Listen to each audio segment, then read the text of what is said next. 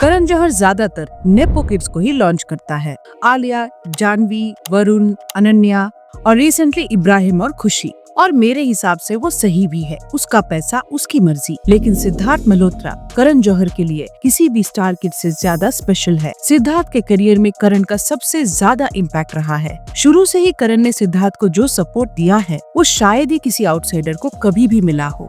कि करण जौहर इतने प्यार में पड़ गए थे सिड के, ये मैं भी जानती हूँ। आज भी करण उनके पीछे पागल है। Sorry, Karan is crazy about it. तो आई गेस करण का एक बहुत जबरदस्त ठरकी है अबाउट समथिंग।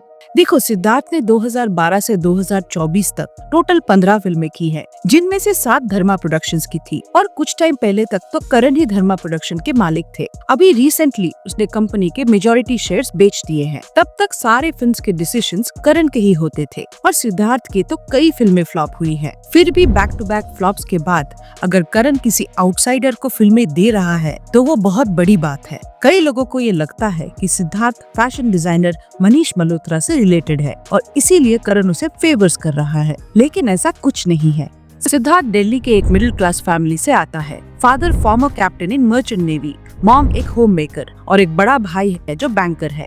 18 साल की उम्र में सिद्धार्थ ने अपना मॉडलिंग करियर शुरू किया। मॉडलिंग में थोड़ी बहुत सक्सेस मिलने के बाद सिद्धार्थ मुंबई शिफ्ट हो गया। उसी टाइम पे सिद्धार्थ मूवीज के ऑडिशंस भी देने लग गया और जब सिद्धार्थ धर्मा प्रोडक्शंस गया एक असिस्टेंट डायरेक्टर के इंटरव्यू के लिए, वहीं वो करण जौहर से पहली बार मिला।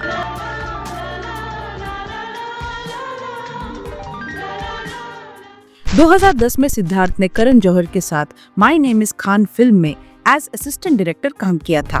कट टू 2012, करण ने सिद्धार्थ को स्टूडेंट ऑफ द ईयर में लॉन्च कर दिया और यहीं से करण ने सिद्धार्थ को स्पेशल ट्रीटमेंट देना शुरू किया। Karan's obsessed with him, you know. Like you have no idea the kind of love he feels for him. You know, when like suddenly when he was on set, me and Anush just aside and suddenly he's giving him direction.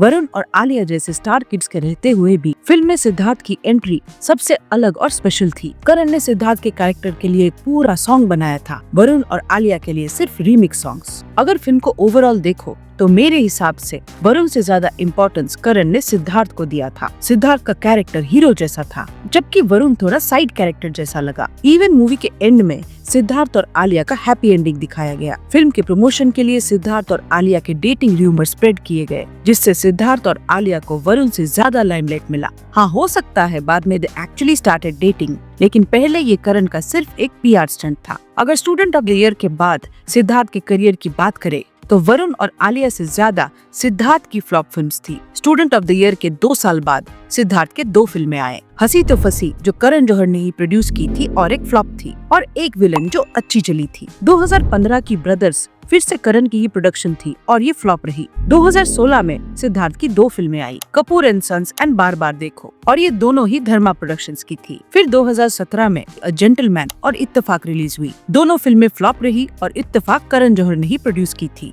उसके बाद अय्यारी, जबारिया जोड़ी, मर जावा, जितनी भी movies Siddharth ने की वो सब फ्लॉप थी। अब सिद्धार्थ के करियर को डूबते हुए देखकर 2021 में करण ने सिद्धार्थ को शेरशाह में कास्ट किया। फिल्म OTT पर रिलीज हुई, लेकिन ये फिल्म बड़ी हिट बन गई। सिद्धार्थ को बॉलीवुड में रिलेवेंट रखने के लिए इस हिट फिल्म की बेहद जरूरत थी। एक बार फिर करण ने सिद्धार्थ के करियर को बचा लिया। उसके बाद भी सिद्धार्थ की 3 मूवीज आई, थैंक गॉड, मिशन मजनू और योद्धा, जो फिर से करण ने ही प्रोड्यूस की थी, और ये सारे फ्लॉप थे। एक के बाद एक फ्लॉप फिल्म्स देने के बाद भी करण सिद्धार्थ को मूवीज ऑफर करते रहे, जैसे वो आलिया या जानवी के साथ करता है। जब फिल्में नहीं थी तो करण ने सिद्धार्थ को अपने शो पर बार बार बुलाकर रेलेवेंट रखने की कोशिश की। इस वीडियो को बनाने के लिए जब मैंने सिड करण के रिलेशन को रिसर्च किया तो पता चला कि करण ने सिद्धार्थ को कई एक्सपेंसिव गिफ्ट्स दिए हैं। करण लंदन और मिलान से होके आए थे। उन्होंने उसके लिए प्राडा के बैग्स लेके आए, गुच्ची के कपड़े लेके आए, आईफोन लेके आए।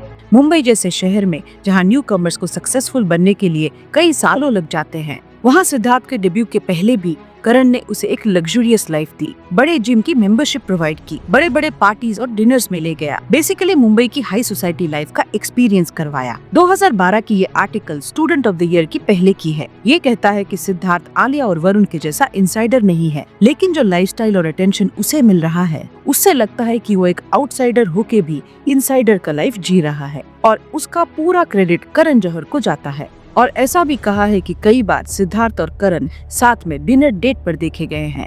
लेकिन सबसे अजीब बात ये पता चला कि 2011-12 के आसपास सिद्धार्थ और करण हॉलिडे के लिए पेरिस गए थे। अब पेरिस है एक रोमांटिक हॉलिडे का स्पॉट जहां कपल्स नॉर्मली हनीमून के लिए जाते हैं। अब सिर्फ ये दोनों वहां क्या कर रहे थे ये तो पता नहीं है और इस हॉलिडे का ना कोई फॉर्मल कॉन्फर्मेशन है और ना ही पिक्चर्स। अब सवाल ये है कि करण ने ये सब सिड के लिए क्यों किया? End of the day he is a businessman, बिना प्रॉफिट का तो कुछ नहीं करेगा। देखो कुछ टाइम पहले जब नेपोटिज्म का डिबेट हॉट टॉपिक था तब करण जौहर काफी फायर में था। सिड करण के अजीब खबरें पहले भी आती थी और मुझे भी लगता था कि what if Siddharth is a victim of Karan, क्योंकि बॉलीवुड आउटसाइडर्स के लिए एक टॉक्सिक जगह है। कास्टिंग काउच से लेकर मी टू मूवमेंट तक हमें यहाँ सब कुछ देखने को मिला है और ये इंडस्ट्री सिर्फ लेडीज के लिए ही टॉक्सिक नहीं है, मेल फीमेल दोनों के लिए टॉक्सिक है। But maybe in this case Karan को ब्लेम नहीं कर सकते, क्योंकि देखो एक टाइम पे करण और सिद्धार्थ साथ में डिनर को जा रहे थे, पेरिस ट्रिप्स पे जा रहे थे। That means they were not even trying to hide it. बात तो सही है। करण तो तब भी फेमस था और सिद्धार्थ को ये पता था कि वो मूवीज में काम करने वाला है। अगर फिर भी दोनों पब्लिक में साथ में टाइम स्पेंड कर रहे हैं, that means most probably Siddharth को यहाँ फोर्स तो नहीं किया गया था। अब करण सिद्धार्थ के लिए इतने फेवर्स कर रहे थे, शायद बदले में उसे एक अच्छा दोस्त चाहिए था। May be he was lonely. और सबसे बड़ा सवाल जो इस इंटरव्यू में भी कहा गया कि करण ने कभी किसी से फिजिकल फेवर्स नहीं मांगे। So is that believable? और करण जोहर के साथ from what I am told, it's very easy to compromise because he doesn't expect anything back from you in a physical favor. He only likes to pleasure you. Well, 1998 से 2010 तक अगर करण की फिल्में देखो तो ऑलमोस्ट हर फिल्म में शाहरुख खान ही होते थे, क्योंकि उस टाइम पे करण शाहरुख खान से ऑब्सेस्ड थे। लेकिन SRK तब ऑलरेडी मैरिड थे, तो ऑब्वियसली करण तब ये सब फिजिकल फेवर्स के लिए तो नहीं कर रहा था। तो मेरे हिसाब से करण सिद्धार्थ से ऑब्सेस्ड था, उससे शायद प्यार भी करता था और इसी ऑब्सेशन की वजह से करण जौहर यूज्ड हो गए। लेकिन Sid Malhotra is very smart कि करण जौहर इतने प्यार में पड़ गए थे सिड के, ये मैं भी जानती हूँ कि जब सिड उनको धोखा देके निकला यूज करके उनके चुंगल से, तो करण जौहर बहुत टूट चुके थे।